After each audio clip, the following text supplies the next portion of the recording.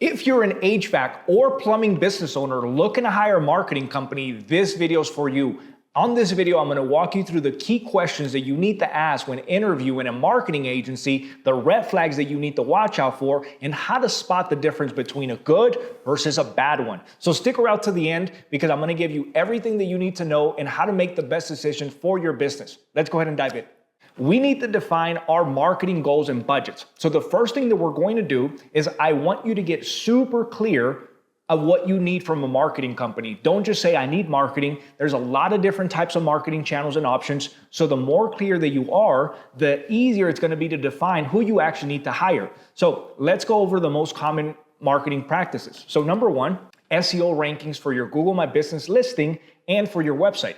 Let's define what this means. Assuming that you're starting your business from scratch and you've never done SEO before, this strategy can take 8 to 12 months for you to start getting noticeable results. However, once it starts to work, customers will be calling in to hire you organically, which means that the customers that start coming in from Google will start calling you to hire you, and you won't have to pay any money to Google. But the downside is that it can take a long time to see results. So that's why some people steer away from this strategy unless you're playing the long-term game. So let's go to strategy number two. This is the most common ones. Number two, it's going to be Google pay-per-click or Google local service ads, also known as Google LSA. This will get you the high-intent customers looking for repairs, maintenance, sometimes even replacements. But realistically, the cost per lead is going to be higher than social media. So if you're looking to get started on marketing and you have a limited budget, this might not be the first option that you look at. Now, let's go to option number three, which is my favorite. Listen, I thrive on social media marketing. This is my specialty. This is what I do for fun. I know exactly how to make a Facebook ad turn into a $20,000, $30,000, $40,000 replacement. So the way that it works is social media is great for generating affordable replacement and tune-up leads. The problem here is that they aren't always the highest quality leads. You're going to be playing a volume game, not a quality game with Facebook. So if you're going to get started and you're working with limited budgets, Facebook could potentially be your first option as you're going to make the most amount of money in the shortest amount of time. So look, now that we've covered some of the marketing options, let's go over the budget. This is where I know that a lot of the people that I work with that I do marketing for get stuck. Let me explain. You have to create a realistic budget for marketing. Good marketing is never going to be cheap, and you're better off investing a little bit more to get exactly what you want than investing a little bit less and then you feel like you got ripped off because it didn't work. How do you know when you're investing enough or when you're not investing enough? So it's not that hard.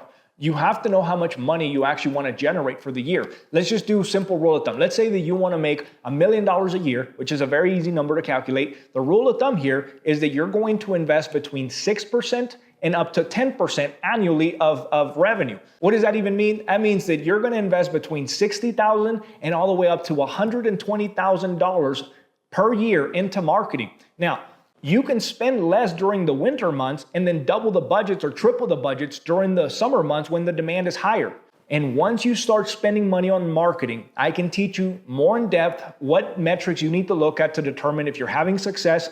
But for now, I want you to focus on just one metric, the cost to acquire.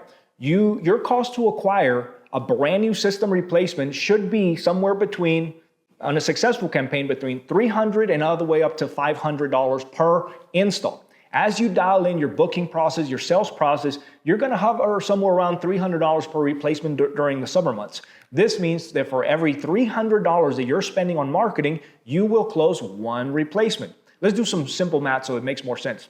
I know you're probably a numbers guy. So let's say that the average ticket that you sell a replacement for is $10,000. And you spend $2,000 on marketing for that month, that means that on a cost to acquire of $300, you should roughly make $60,000 in sales, okay, for the month for that marketing campaign. And that's just how good things work when they work. But there's a big disclaimer that I want to throw out there for all of you that have been doing marketing or those of you that are thinking and considering doing marketing. When you start marketing, it will not be this good.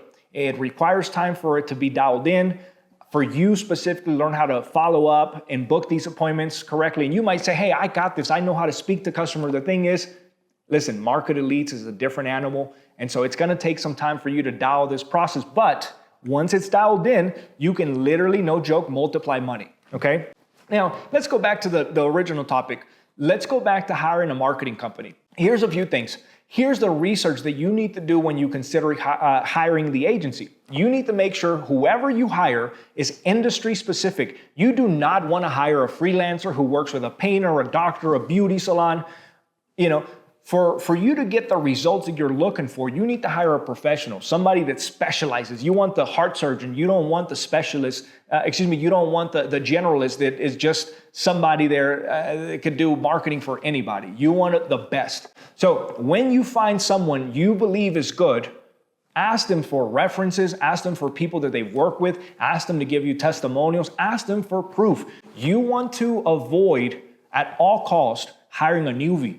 A newbie that knows about marketing a little bit is going to end up learning marketing on your own dime, and it's going to cost you time, money, energy, and frustration. So do me a favor and just avoid it. Go directly to the people that are known to be the best in the industry. Yes, they're going to be more expensive, but if you want to get the best results, you might need to go to them rather than going to somebody that doesn't really know what they're doing. So here are going to be some super important questions. So when you find this company, when you find this person, here's what you're going to ask.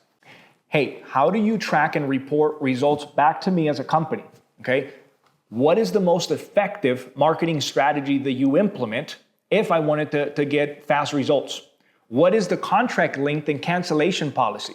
Okay. The next thing that you want to consider is a pricing model, because look, you can ask them all these questions and then they'll hit you with a price that you might not be comfortable with spending. So super important things that you want to consider here. Every agency is going to work different. They're never going to be the same. But personally, if you're going to ask me, I prefer a flat pricing model. That way I know how much I'm going to pay rather than a performance fee model. Look, there's nothing wrong with either or. But if you're asking me a performance fee with the management, what's going to happen is you're going to end up having a bunch more money, because what they're going to do is they're going to say, hey, the way to work with us is you're going to pay us $2,000 a month plus a percentage of ad spend, and it ends up getting super expensive when you start scaling the company. So you should also ask if there's any hidden fees for ad spend, meaning do they add a percentage of it on top of it or anything along those lines? Are they any additional services that you sign in the contract that are going to be added later when you start working with them? And if they're going to increase their fee year after year. Okay, that's super important, because you might find somebody who's incredible, but then you work with them for a year and they've done a great job, and then you realize that their fees are double year two. So you need to get that asked before you actually hire them. Always remember that cheap marketing will cost you more money in the long run, and there are a few ways for you to spot all the red flags and how to avoid them. So number one, guarantees of instant results. If any marketing company comes to you and says, hey, I guarantee that you're going to make $100,000 in the first week that you work with us, doesn't work that way. Most of the time, in order for you to start seeing six-figure months, it's going to take time, consistency, a lot of effort, and a lot of attention to your campaign. So that would be red flag number one. Number two is as you're interviewing with them, they don't have a clear communication path. So if you're having a hard time getting a hold of them before you sign up, when you sign up, assuming you do, it's only going to get worse from there. Communicating with your marketing agency, it's like having an employee that doesn't talk to you. If you can't communicate with them, you're never going to see any form of success. So you need to be able to communicate with them often and consistently. The third one is no proof of real success. There's agencies out there that are claiming to do a bunch of stuff, but look, most of them, they don't know what they're doing, and they don't have many clients to actually prove to you that they know what they're doing. So if you find somebody that sounds really good, they're really good salespeople, unfortunately they don't have the track record, you're probably better off considering them in the future. The next factor is to have a really clear path of what success looks like for you once you start hiring the agency, because the worst thing you can do is hire them without really clear expectations of what you're going to need. So you need to align with the agency and keep them accountable on deadlines. Sometimes marketing is going to take longer than both of you expect, so be reasonable, but keep them accountable. The last thing I'll share with you is do your research, okay? Follow your gut feeling, follow your intuition. It's never going to steer you in the wrong direction, and do not fall for high pressure sales tactics. If you need somebody that's trustworthy, I want you to check out xxdigital.com. I own that company personally. I would never steer you the wrong way. We specialize in HVAC marketing, and not only that, but I own an HVAC company myself. So I know what you deal with on a daily basis, and I know how hard it is to hire the right person. I hoped all the information I shared with you was valuable. Until next time, I'll see you on the next video. Take care.